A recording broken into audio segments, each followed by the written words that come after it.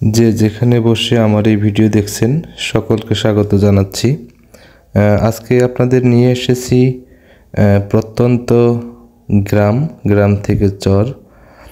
আজকে আপনাদের দেখাবো কিভাবে আখ থেকে গুড় তৈরি করা হয়।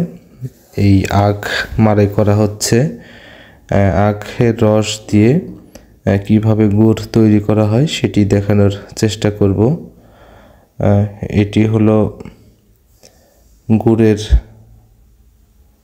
আগের মুহূর্ত, অর্থাৎ আখের রসের যেটাকে বলে নালি। এটি হচ্ছে আখ মাড়াইয়ের মেশিন। আখ এই মেশিনেই মাড়াই করা হয়, মাড়াই করে রস বের করা হয়। এই রস আগুনে জাল করে তারপরে ঘনত্ব সৃষ্টি করে গুড় তৈরি করা হয়। আপনাদের সেটি দেখানোর চেষ্টা করছি। এখানে কিছু লোক কাজ করছে।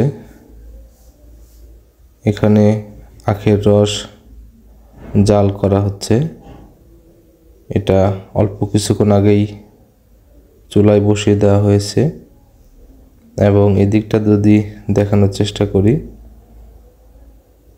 এদিকে গুড় তৈরি করার প্রক্রিয়া চলছে।